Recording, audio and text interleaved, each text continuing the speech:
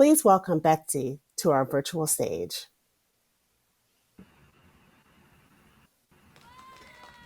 Good morning. Good morning. And I Can you love hear that me we're wearing okay? this. We can hear you. And I love that we're kindred spirits in our marigolds and our statement necklace. So I yay. know. The goldenrod memo received. Received. Yes, thank you. But you know what? Don't let me take away from your talk. Proceed. I'm going to step back into the backstage. Sounds great. Well, thank you so much, Diane, for the introduction, and a huge thank you to Tim Hikes for organizing this conference, which, having been a part of the past few days, I can only really describe as this massive outpouring of wisdom and love. And I'm just so honored and humbled to be here and follow in some pretty big footsteps this morning. So thank you to all of the speakers and workshop facilitators who've made this conference really amazing. Um, Also, before I get started, just want to thank my colleagues at Greater Good Studio who have provided me so much support as I prepared for this and who I learned from literally every single day. So I'm joining you today from the Uptown neighborhood in Chicago, which is the ancestral home of the Miami, the Potawatomi, the Kaskaskia, the Peoria, and the Kickapoo people. And my presentation actually starts in another city today. And I'm going to share my screen.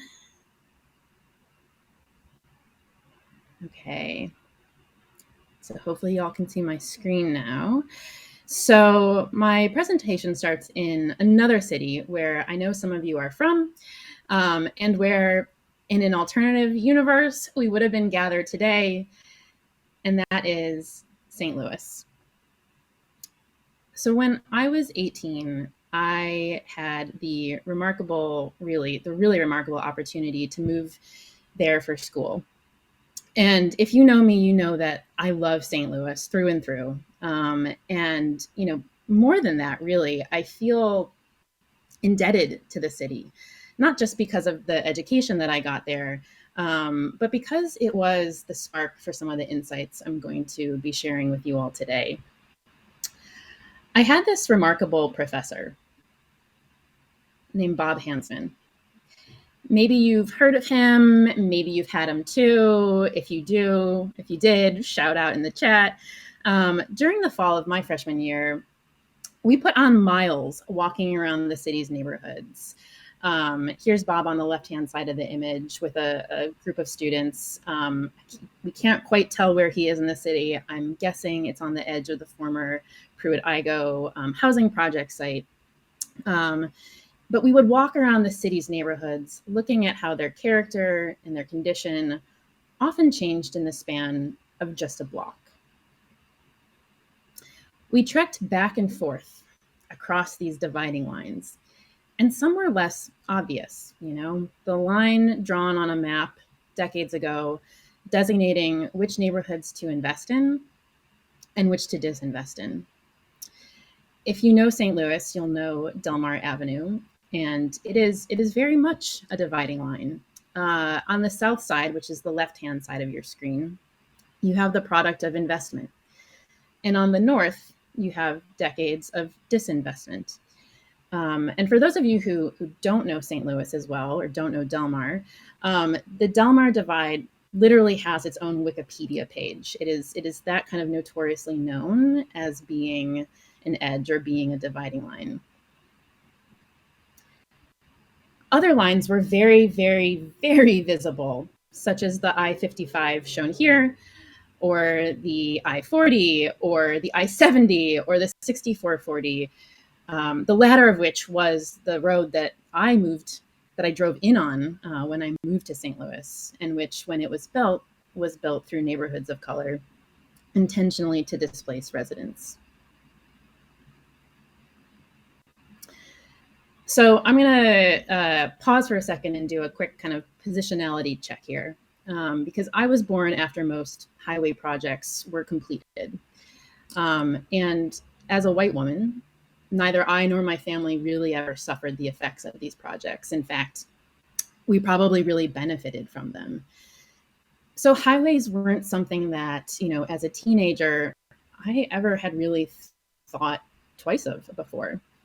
But as we walked the city and as we crossed back and forth across these dividing lines, I realized I had never really stopped to ask, who laid down these lines in the first place? And this was, of course, exactly what Bob, my professor, wanted us to realize, that we, as budding and pretty privileged young designers, needed to be asking. I didn't have these words at the time, but what I later came to realize was that I was seeing the aftermath of hero designers, people who, as a result of their training and so-called brilliance, assume the right and the privilege to flex their authority over the design process. Hero designers believe they know enough to impose their ideas onto others. Hero designers have the supposed power to draw lines through communities, first with pencil, then with ink, then with walls and roads and other innovations. And again, I didn't have this definition as a spry young 18-year-old, but it was starkly apparent that, this process was not working. And then I began to realize that my degree, my program in school, had taught me to become a hero designer. Over the course of the first few years after graduation, I grappled with the question, what right does a degree give me to imprint my ideas onto others? The answer is none. But also, what would be possible if communities played a leading role in determining their future? So, we all here today, we come with slightly different definitions of design. I often like to think of design as a process for envisioning and implementing change. And it's an innately human act when you kind of boil it down to that, when you think about it like that. And yet it's a process that's become so enmeshed, it seems, with the DNA of a white supremacy, male-dominated, classist paradigm, that it works fantastically well as a tool for centering some and excluding many others. It often centers our ideas over those who are affected by our ideas, those with learned expertise over those with lived expertise, those who have the means to join the exclusive club of a professionalized field over those who do not. And it prioritizes the individual hero over collective action. The hero designer paradigm is all around us, and it is, of course, not the only approach to design. And I do want to call that out explicitly, because I know that everyone in this, virtual room today, is pushing against this paradigm, first of all, simply by being here. And the work we go back to on Monday, we will all in different ways be pushing against this paradigm. So I'm not here to preach to the choir by any stretch. And if I do slip into saying we need to, or when we design like, please know I'm not referring to y'all. I'm referring to the hero designer paradigm that I think still really dominates design pedagogy as well as design practice. I would argue that we would have better cities and environments if the people living there were centered in the experience of shaping them. And this is not a new or a novel argument, right? Every neighborhood organizer knows this. They feel it to the bone, right? But as designers and in the design world, I am sometimes just left thinking, man, what are we missing out on because of how we design? So today, I would like to interrogate the design process with you. And to do that, we're not really going to talk about design at all right now. In fact, I want to invite you to look kind of beyond design with me at some other fields and approaches to envisioning and implementing change. They are community building, asset-based community development, adaptive leadership, and movement building. We're going to explore these and see what else is out there that we as designers can learn from and inspire us to evolve the structure of design to decenter ourselves, center community, especially when we're working in the public realm. And I'm going to use that term today, public realm, a few times. It's a little wonky, but essentially, I mean any space where community is really kind of the ultimate client. We're going to look at specific organizations today that I'm, full disclosure, a total fangirl of. I've never worked for any of them myself, but love them from near and from far. But I do not mean to suggest that, if we do it exactly how they do it, all issues will be resolved. Instead, I think that we can kind of take inspiration from these to consider how we can take, a step or two closer to building a better design process and dismantling the hero designer paradigm. Okay, last note before we dive in. This is the first time I'm sharing this material, and I'm so humbled that I can share it here, and really grateful, in fact, because I think that I'm going to learn a lot from you all from sharing this. So in the chat, I can't see it at the moment, but as we go, tell me and others where you draw inspiration from, whether those are other organizations or other fields, and tell us how you see designers changing the design process.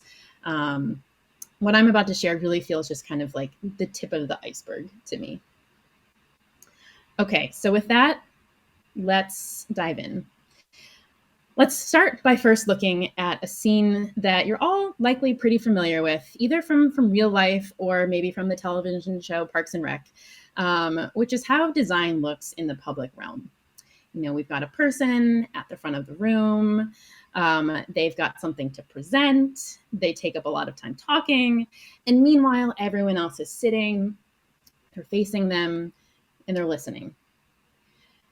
When designing in the public realm, community members are sometimes sought out, increasingly so. They're sought out for input. They're invited to attend town halls and to voice opinions. And the facilitators of such moments, be they a design agency, a community development nonprofit, maybe a city agency, they listen, they record the feedback, and then they come to a decision at a later time, right? Many a moment are structured like this for input, and that, of course, is not a bad thing, right? Input helps make more informed decisions, right? But who is making the decision still, right? It's the designer. I think power and control manifest themselves most overtly during moments when decisions are made. And input is not the same as being involved in making a decision, right? There's a power dynamic still there. And this setup does nothing to shift that power dynamic. Let's look at an example outside of design now, community building, which is a process that using planned strategies to change a specific place for the better. The key here really, because this definition is quite vague, the key here is that it's localized and strategic action. And as an example, I'm going to show the work of an incredible organization, actually from my hometown of Buffalo, called Push Buffalo. If there are any Buffalonians in the house this morning, drop me some Buffalo love in the chat. If you know of Push, drop a shout out. They are truly phenomenal. I'm so just honored that they are in my hometown. So Push is a community development corporation on the city's west side. They build homes, they create jobs, they redevelop community spaces, they develop neighborhood-based power generation, they push for policy change through direct action and legislative campaigns. The list Literally goes on and on and on. And their board is comprised entirely of residents. And they also have a membership base of several hundred local neighbors and institutions. Their board and their members, some of whom are shown in this image here, have voting power. And with that voting power, they control the big decisions that drive strategy and determine how capital and resources are allocated. Their staff, informed by these decisions, make the day-to-day decisions. This arrangement ensures that the work of PUSH reflects the priorities of the community it is responsible to, because the organization is the community. It ensures that the technical skills of staff and contractors will be directed strategically towards projects that are of high value. And that, of course, increases, the long-term viability of PUSH's work. But more significantly, this decision-making structure builds local power and ownership by providing a decision-making platform for residents. PUSH, their staff facilitate decisions, but they don't drive them. Residents do. Its decision-making structure supports collective leadership by making sure that those platforms are big enough for many people to stand on. And lastly, it galvanizes relationships by creating really important opportunities to work together towards shared goals. So power, leadership, relationships, these are three things that support community growth and resiliency beyond any specific project itself. And that's where I think, really therein lies the transformative kind of brilliance of PUSH. So in an effort to decenter the designer and taking cues from PUSH, a question I would like to pose to you is, how can we evolve the design process to center community in decision-making?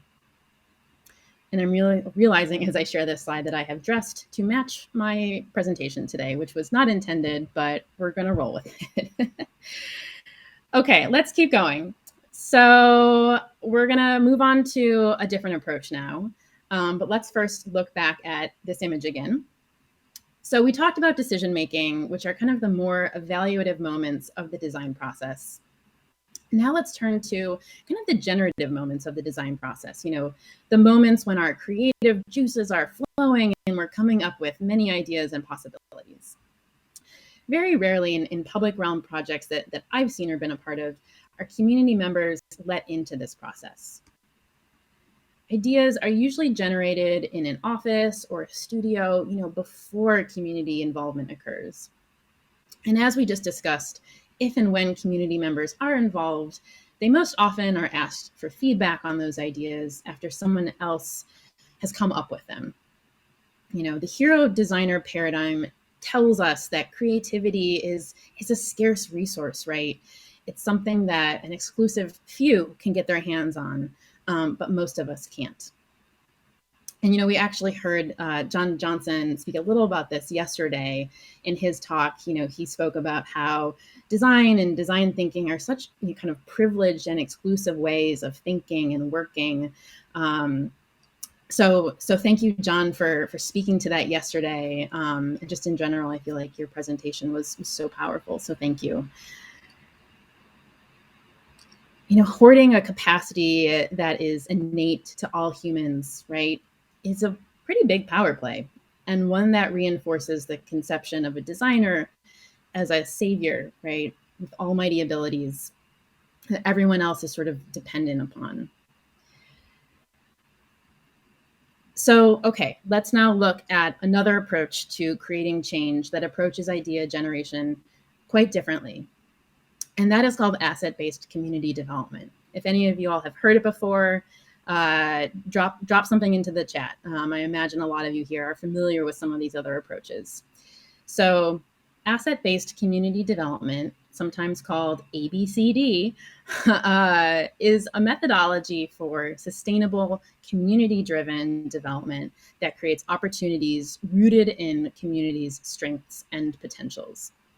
Central to the ABCD approach is the notion that together people are envisioning the change they want to see and then determining how to make it come to life. It is a deeply imaginative and creative process.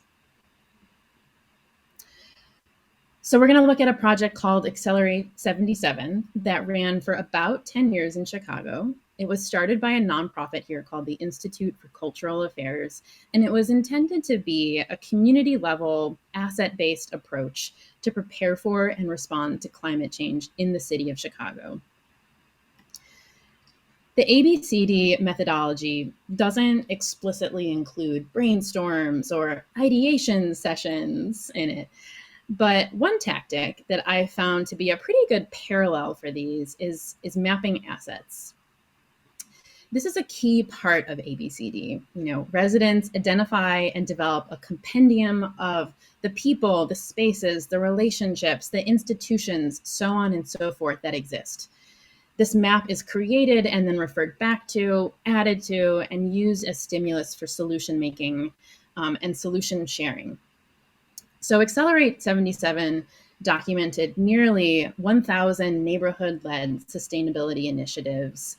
The little purple dots that you see on this map here, those are them, that were already in existence to make communities more resilient. Then the ICA invited everyone from these 1,000 or so initiatives to come together for what they called a share fair. It was massive. Neighborhood leaders were able to meet each other there, to share, and to come up with new ideas together. And a lot came from this moment. There were subsequent meetups as well. Local neighborhood leaders left with new ideas to bring back to their communities. New partnerships between communities were built. Regional working groups were established to set visions for more localized resiliency. A leaders network called the Chicago Sustainability Leaders Network was established, and they had the power to engage with the city leadership on climate policy. That is so much to come from these events, right? From this process. The share fair was better than a brainstorm, right? It was a massive sharing of ideas to support environmental, but also community resiliency that were already proving themselves to be promising. And as a designer, I know that I'm very biased towards creating the new and the novel. But I think what this example shows me is that that's not always what's needed. So drawing upon assets like we see here, it feels related to what we know as a brainstorm or a generative process, but with a twist.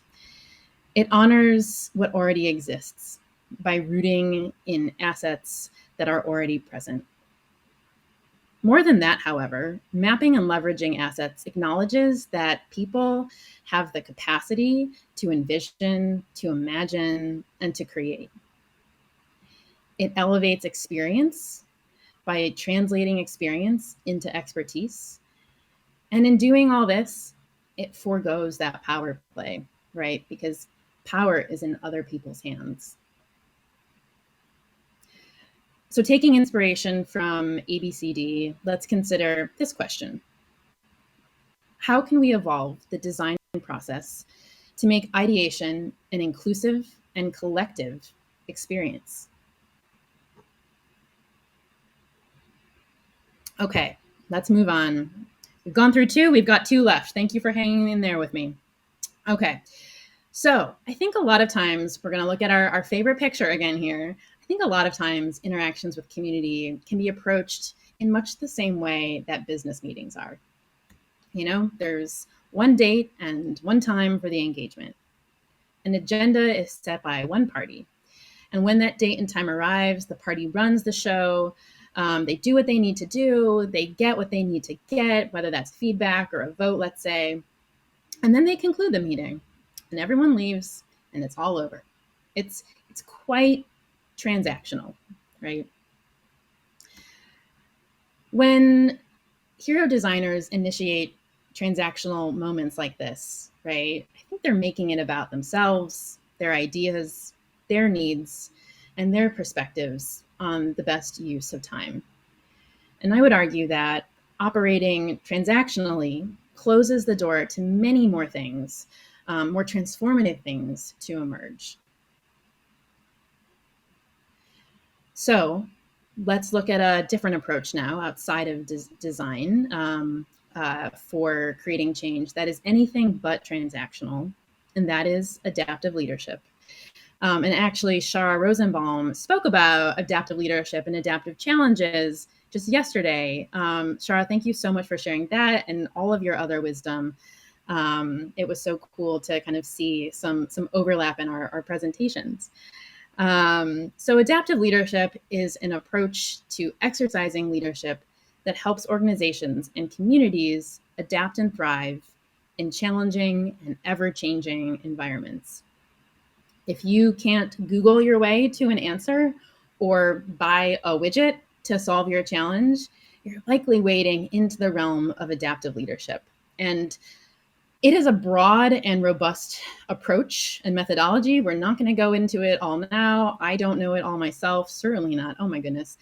But as a central tenet to adaptive leadership is this idea that relationships and relational work, not transactional work, are critical for effectively responding to complex challenges. In other words, when the problem is hard to define and the solution is unknown, it's best to invest in relationships and work together. One organization that eats, sleeps, and breathes adaptive leadership is the Encourage Community Foundation. They are a small foundation in a rural town in central Wisconsin. In the foreground of this image, if you can see, it's kind of hard to see, but you'll see a river. That is the Wisconsin River that runs right through the center of town. And Encourage, several years ago, had a wake-up call. The economy locally was collapsing. In the background of this image, you might see one of several paper mills kind of looming over the town. These paper mills were the cornerstone of the local economy, and in rapid succession, they all started to close. And Encourage knew it needed to step up. And you can imagine that when a single industry that employed most of the town is no longer there, in addition to lost jobs, there's sort of a collective sense of lost identity and direction. Encourage all, I'll say all being members of the community themselves and feeling the repercussions themselves, could tell that, a new vision and sense of confidence was needed to fuel kind of healing and move the community ahead. And that vision, of course, would not come from the next new industry rolling into town, right? That's, not the world we live in. It would come from working relationally, from community members who are still there, living there, bringing their people power, their ideas, their interests to the table. This image that you can see here is of the Tribune building, which is a building in town, and it is the former home of the local newspaper. Like the paper mills, it is a thing of the past. But Encourage purchased it and used it as an anchor to rally around. Over the course of many months, residents came together to work through various aspects of the building's program and design. And these meetings were really anything but transactional. You can see here groups of people centered around centered around tables and deep conversation. There's very little, let me talk at y'all for an hour happening, right? In fact, the session that I had the honor of attending, there were a couple of announcements at the beginning, and then the rest of the 90 or so minutes was really this kind of table-based conversation. Some residents became table leaders over time, leading discussions and projects that were of interest to them and to others. And in this way, the agenda was really crafted by a lot of people, most of whom were not affiliated with Encourage at all. There was also always food, of course, and time to enjoy it with others. As anyone involved will tell you, this was about more than a building. At its core, the Tribune building process was a vehicle for building relationships. The process strengthens the social fabric of the community by offering a framework for residents to make meaningful connections and build new skills to collaborate. It supports an emergent vision and plan by pooling residents' kind of mutual interests and hopes together. And it's also been creating kind of a ripple effect by nurturing ideas, some of which are incorporated into the plan of the building, and others that kind of like spin off and become offshoots. I think if we as designers conceive of the design process not as a means to an output, but as a relational community building process, our conception of what designing in the public realm can look like would be dramatically altered. So let's now consider another question. How can we evolve the design process to be an engine for relationship building? Okay, we're rounding third base here. I promise our last approach, and then we're going to wrap up. Final time we have to see this image. More often than not, when public realm design is being discussed, it's a trained designer or an urban planner, let's say, who is speaking. That's true of community meetings and other engagements. And it's also true in the media that covers these moments, right? More often than not, it's the architect or the planner or the designer that journalists seek out for comment. And who holds the microphone, literally and figuratively, reflects not only who is believed to have the credentials, the expertise, and power to relay an experience, but who should be bestowed the credit, respect, and the public acknowledgement for the work. When the hero designer hoards the mic, they suck up all of the airtime and they dig their heels into what I think is kind of a destructive tenet of professionalism, that they, as the credentialed experts, have the authority to speak on behalf of others. In contrast, let's look at movement building, which is the process of organizing and helping activate the capacities of people to work collectively towards a shared vision. Movement building vests its power in people and organizations so that they can take the work wherever it needs to go. The strongest and most enduring movements don't have a singular leader. They spread out leadership, and many people are able to grab the microphone and speak on behalf of the movement. And whenever I think about sharing airtime, I always think about the Highlander Research and Education Center. The organization, tucked away in the quiet hills of eastern Tennessee, has been a movement building force for nearly 100 years. Many, many, many well-known people walked the grounds of Highlander's rural campus. Martin Luther King Jr., Rosa Parks, James Bevel, Ralph Abernathy, John Lewis, among countless others, came to Highlander to learn and to build a national civil rights movement together. And yet, surprisingly, very few know of the organization. I'm guessing in this group today, we have a much higher percentage of people who are in the know. But broadly, I think they go pretty undercover, and that's intentional. Highlander intentionally never centers itself in conversations about the movements it supports, the direct actions it supports, the policy demands made by the communities it partners with. It stays in the background because of how it defines success. Highlander succeeds only if others succeed in what they are trying to accomplish. Success for Highlander has always been tied to the increase in leadership skills displayed by former participants, meaning that they are able to serve as leaders, whether in formal positions or informally, in their communities. So by staying off stage, other leaders can step into the spotlight.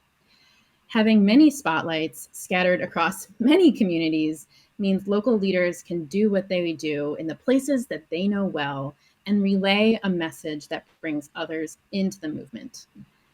And by sharing the airtime, people can see other people taking action and build that sense of solidarity in knowing that they're working towards the same goal. So, To close our fourth and final chapter, how can we evolve the design process to share the air with community?